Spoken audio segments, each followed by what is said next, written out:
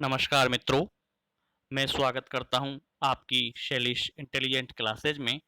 और आज हम पढ़ेंगे लोकतंत्र का अर्थ, लोकतंत्र के प्रकार व लोकतंत्र के प्रमुख सिद्धांतों के बारे में, लोकतंत्र के गुण व दोषों के बारे में।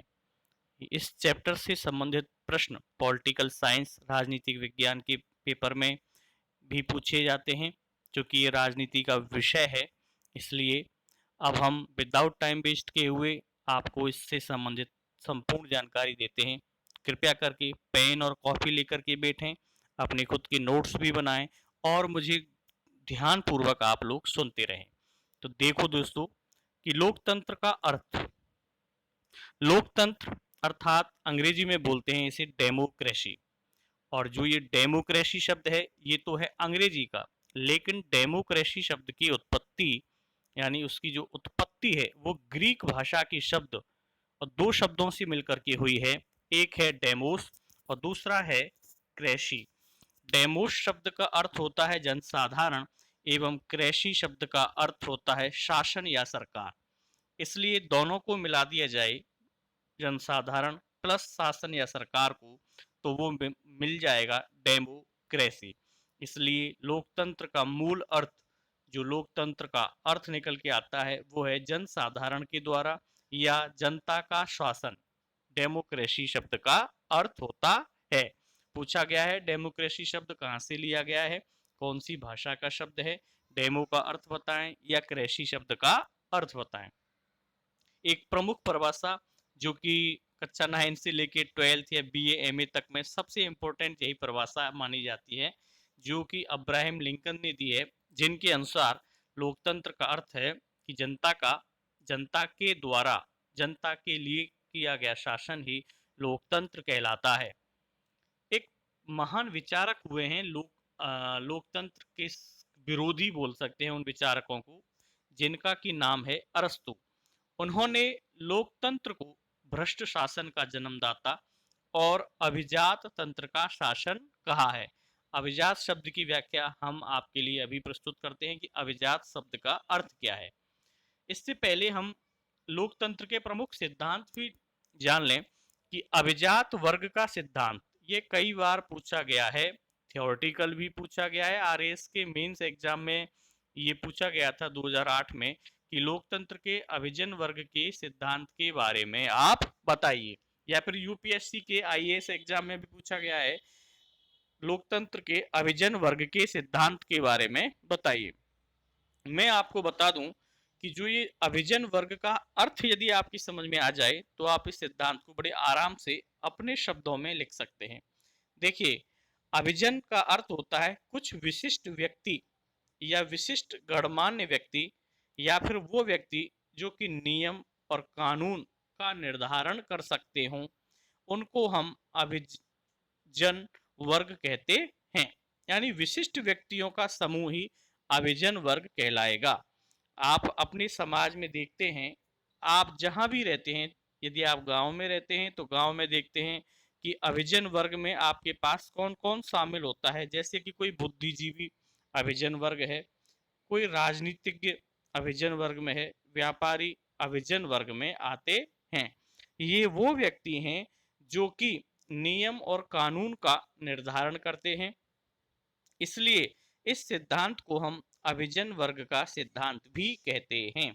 गांव में जब हम देखते हैं जैसे कोई झगड़ा हो जाए तो क्या करते हैं, किसी बुद्धिजीवी टीचर को बुला लाते हैं या गांव के कुछ प्रबुद्ध या कुछ प्रभावशाली राजनीतिज्ञ व्यक्तियों को, जिनको हम सरपंच या उप सरपंच कहते हैं, उनको बुला करके हम क्या करते हैं, गांव के झगड़ों का निपटारा करने का प्रयास करते हैं।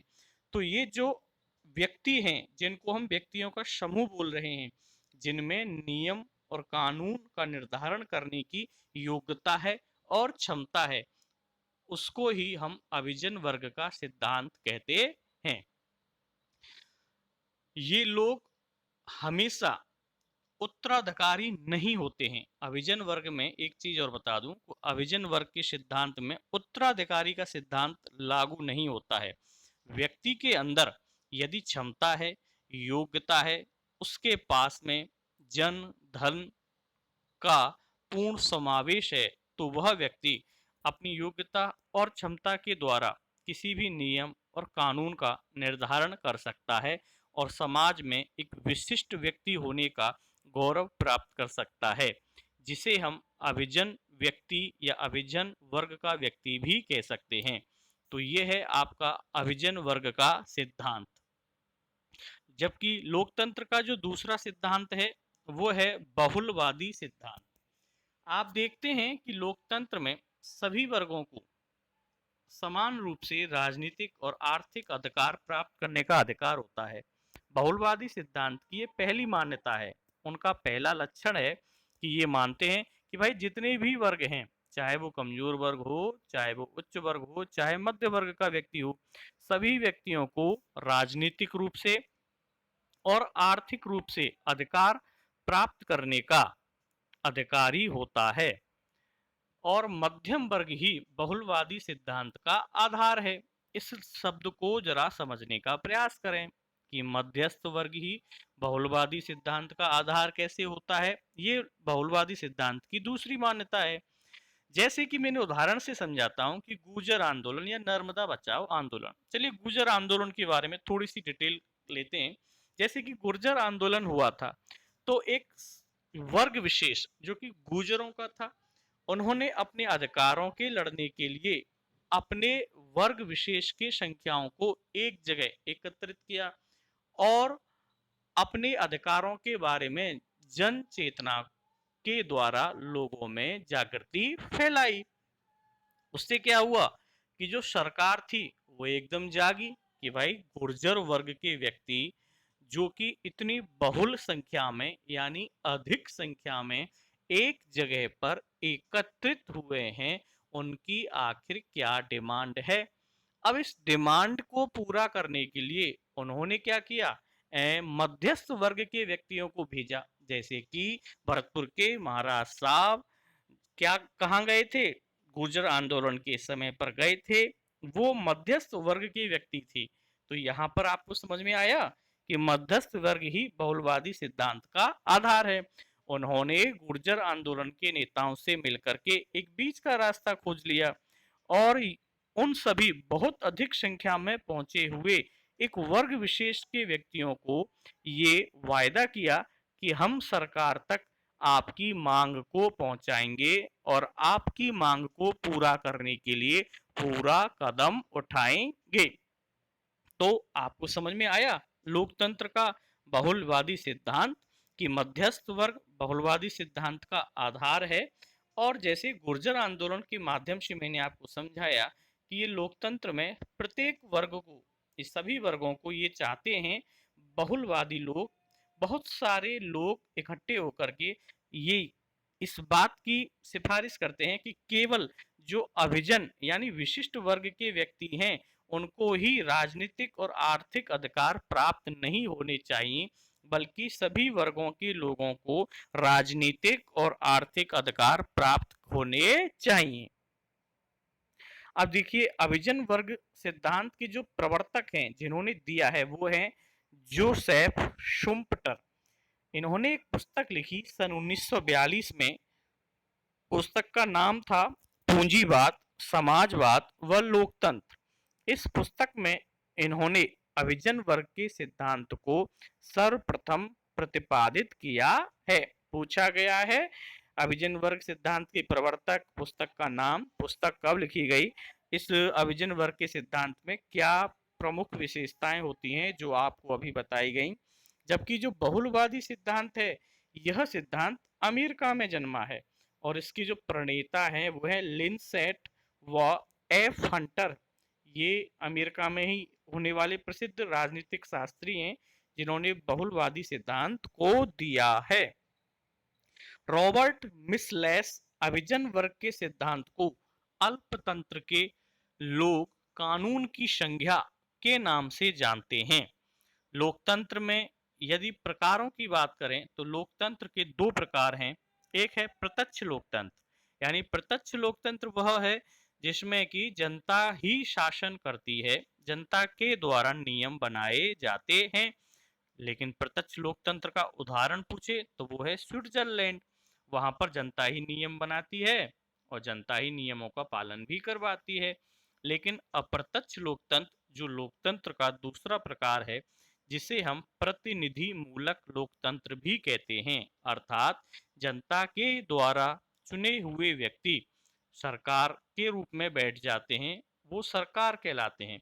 और वो व्यक्ति जो जनता के द्वारा चुने जाते हैं, वो सरकार का रिप्रेजेंट यानी जनता का रिप्रेजेंट करते हैं, एक प्रकार से प्रतिनिधित्व करते हैं। तो वो कहलाता है अप्रत्यक्ष लोकतंत्र। जैसे हमारा भारत देश, हम लोग एमएलए एमपी के लिए वोट देते हैं नहीं देते, और वो लोग कानून बनाते हैं, व्यवस्थापिका के एक अंग बन जाते हैं, फिर उनके अंग नियम और कायदे कानून का वो लोग पालन करवाते हैं। तो यह है लोकतंत्र का अप्रत्यक्ष लोकतंत्र। यानी लोकतंत्र के दो प्रकार आपकी समझ में आ गए। लोकतंत्र के दो सिद्धांतों को आपने पढ़ा, इस सिद्धांतों के प्रणेताओं को आपने पढ़ा है।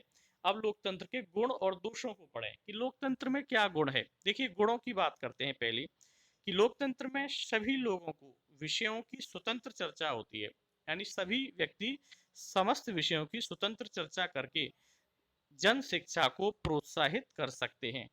लोकतंत्र में सत्ता के दुरुपयोग की रोकथाम हो सकती है। क्यों हो सकती है? सत्ता का दुरुपयोग की रोकथाम, एक ही व्यक्ति के हाथों में सत्ता नहीं जाएगी, 5 साल के बाद में बार बार चुनाव होंगे, और जब चुनाव होंगे तो आप या फिर मतदाता अपने मत का प्रयोग करके जो दुरुपयोग करने वाला व्यक्ति था उसको सत्ता से हटा सकता है। इसलिए सत्ता के दुरुपयोग की रोकथाम लोकतंत्र में ही होती है। यहाँ तक कि सभी नागरिकों को मत देने का अधिकार भी लोकतंत्र में ही है, और देशभक्ति की भावना का संचार भी लोकतंत्र में ही होता है। शासन के समस्त कार्यों में जनसाधारण का सहयोग भी लोकतंत्र में ही होता है। मनुष्य दूसरों के विचारों और भावनाओं के सम्मान करना भी लोकतंत्र में ही सीखता है। भाई, हम लोकतंत्र में रहते हैं, इसलिए दूसरों के विचारों को सुनते हैं और उन विचारों को सीखते हैं और फिर उनका सम्मान भी करते हैं। तो ये सब किस में संभव है? ये लोकतंत्र में। और जो चीज अच्छाई है वो लोकतंत्र का गुण भी है, लेकिन लोकतंत्र का दोष भी तो होगा। आखिर लोकतंत्र में दोष क्या है? तो दोषों की चर्चा करें कि लोकतंत्र में अयोग्यता का शासन है। बिल्कुल, आजकल आप देखते हैं कि भाई चुनाव लड़ने के लिए कोई योग्यता तो है नहीं। आप कहाँ तो एक व्यक्ति एमए किया हुआ व्यक्ति बेरोजगार डोल रहा है, और कहाँ 5वीं क्लास पढ़ा हुआ व्यक्ति शिक्षा मंत्री बना दिया जाए। तो ये प्रकार तो एक प्रकार से योग्यता का उल्लंघन ही हो गया ना। यदि लोकतंत्र का दूसरा दोष देखें कि भीड़ तंत्र को बढ़ावा देता है। बिल्कुल सही है। गांव-गांव में जब आपने वोटिंग के सिस्टम पे देखा होगा कि भाई एक हवा सी बन जाती है। लोग, मतदाता कभी ये देखता ही नहीं कि भाई वोट किसे देखना है, बस वो तो एक भीड़ तंत्र में खोता चला जाता है। लोकतंत्र का तीसरा दोष कि बहुमत आधारित तानाशाही। लोकतंत्र में जिसको एक बार अधिकार मिल जाता है, वो उस अधिकार को परंपरागत सत्ता के रूप में प्राप्त कर लेता है। जैसे कि आप भारत की राजनीति में आराम से देखते ही हैं, मैं आपको उदाहरण से समझाऊं या ना समझाऊं, तो वो बहुमत आधारित तानाशाही हो जाती है। जबकि लोकतंत्र का एक दोष और ये है कि इसमें लाल फीताशाही, अर्थात जो ये लोकतंत्र में जो सरकारी प्रशासक होते हैं, बड़े बड़े ओहदों पर बैठने वाले, योग्यताओं को, पद को प्राप्त करने वाले बड़े बड़े आईएएस आईपीएस, ये लोग लाल फीताशाही के अंग हैं। ये उसी प्रकार से काम करते हैं जैसे इनकी इच्छा करती है, इनसे कोई जवाब लेने वाला नहीं है। तो इसलिए इनके कारण लाल फीताशाही यानी आईएएस आईपीएस के कारण कभी कभी अच्छा व्यक्ति होगा तो काम जल्दी भी होगा, लेकिन ज्यादातर ये देखने को मिलता है कि जैसा मंत्रिमंडल होता है उसी प्रकार से ये लाल फीताशाही भी काम करती है, जिसके कारण काम की गति धीमी हो जाती है। इसलिए लोकतंत्र का एक दोष और कि लाल फीताशाही के कारण काम धीरे धीरे होता है। लोकतंत्र का दोष ये भी है कि इसमें खर्च बहुत अधिक होता है, और इसमें कुशल शासन यानी योग्य लीडरशिप का अभाव भी रहता है। और लोकतंत्र का एक दोष और है कि ये संकट काल के लिए अनुपयोगी है। जैसे इस समय वर्तमान में कोरोना एक संकट काल है, तो हमारे नरेंद्र मोदी जी कोई भी अच्छी योजना चलाएंगे या फिर हमारे मुख्यमंत्री महोदय कोई अच्छी योजना चलाएंगे, तो विपक्ष में बैठे हुए लोग हर चीज का सबूत मांगेंगे, आरटीआई लगाएंगे, और ये इस बात को दर्शाने का प्रयास करेंगे कि नहीं नहीं, आपकी योजना अच्छी नहीं थी, तो लोकतंत्र में ये दोष है कि वो संकट काल के लिए अनुपयोगी साबित हो सकती है, क्योंकि कोई भी बड़ा फैसला लेना होगा तो उसके लिए एक बहुमत का होना जरूरी है। और लोकतंत्र का एक अंतिम दोष मित्रों कि वो भ्रष्टाचार का शासन भी होता है, ये भी आप समझते हैं। तो इस प्रकार से आपने लोकतंत्र के दोषों के बारे में पढ़ा। तो आपने इस चैप्टर में जो पढ़ा उसको एक बार रिवीजन के रूप में देखें तो बहुत सिंपल है कि लोकतंत्र का अर्थ, लोकतंत्र के प्रकार, बहुलवादी सिद्धांत, अभिजन वर्ग का सिद्धांत, लोकतंत्र के गुण, लोकतंत्र के दोष, बहुजनवादी सिद्धांत किसने दिया, उस पुस्तक का आप नाम बताएं, अभिजन वर्ग का सिद्धांत किस व्यक्ति ने दिया है, उनके प्रमुख राजनीतिक विचारधारकों के नाम बताएं। और यदि आपको ये पाठ समझ में आ गया हो तो आप इस पाठ से संबंधित प्रश्नों को, चाहे वो प्रश्न आपके लिए थ्योरेटिकल में आए चाहे ऑब्जेक्टिव में आए, आप बड़े आसानी से पाठ को या प्रश्नों का उत्तर आसानी से दे सकते हैं। मैं इन्हीं शब्दों के साथ अपनी वाणी को विराम देता हूं। Thank you very much.